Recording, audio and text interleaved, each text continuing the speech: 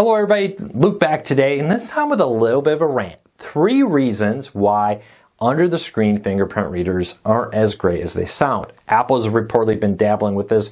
Google released one on their flagship Pixel 6, and while it's okay, I still prefer fingerprint reading to Face ID, especially with masks, hats, sunglasses, and all that here in the cold of Michigan in winter. Face ID kind of becomes worthless because you're wearing sunglasses, a face mask, and a big bulky hat. I don't care what they say about still being able to identify you. I often did not have that luck with it, no matter how many times I retrained it. And I've heard people and northern clients with iPhones have said the same thing. Hey, when you're all bundled up for winter, it's hard to actually use it. So I'm very happy to have fingerprint IDs. I just wish Google did what they did on the Pixel 3, for example, and the Pixel 5 and others, where they have a fingerprint reader on the back. And we're going to talk about the pros and cons of both and why they really need to bring back physical fingerprint readers on Android, on iPhones, and more. First though, if you're new here, help us grow this channel. We would really appreciate it. We talk about technology, we do reviews of different technology products. We'll love to hear your feedback on anything you want us to review or talk about. But hit that subscribe button, hit that thumbs up, lets YouTube know you enjoy what we do here. Hopefully we can help you learn something new. Alright, let's dive into it. So under the screen fingerprint readers are nice. The problem with them is you just have a little light up here. There's no physical indication where to put your finger. And I find it loses the time saving of a physical fingerprint reader. Now, number one reason why they need to go back to physical ones is the benefit of a physical fingerprint reader is as I take this out of my pocket, you can see this is a well-worn Pixel 3, but you can feel right here there is a fingerprint reader. I just tap it. I don't have to look at it. I don't have to try to detect where it is. I don't have to wait for it to turn on the super bright light underneath my finger so it can read my fingerprint through the screen. Far faster, far more effective in unlocking. I recently had a TCL 20S phone to review, and on the right they had the fingerprint reader as one of the buttons on the side.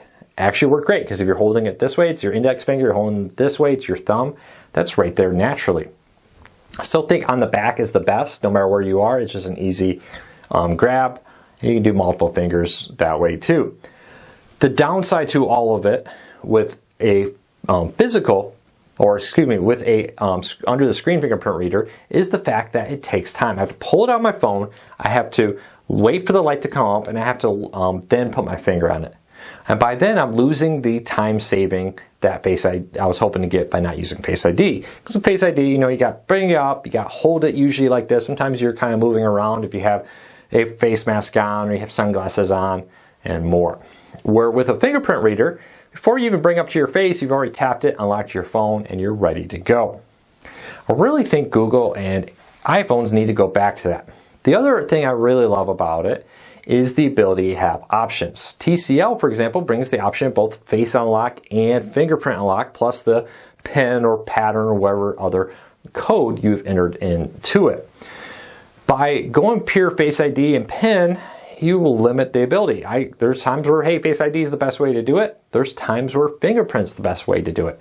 Really wish they would have both on it. I'm kind of saddened they don't, because it really does limit our options and our ability to unlock the phone, especially in cold climates where you're all bundled up out there.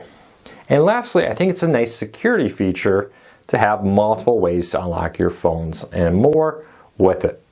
Well, having only one way may work mostly, but the redundancy of multiple ways really does help your device become more safe and, more importantly, easier to use. I do know a hard and complicated password is the safest, but I don't think every time we want to grab our phone, we're entering a 10-digit plus password out there. So keep that in mind. It is nice when they have the ability to have multiple features.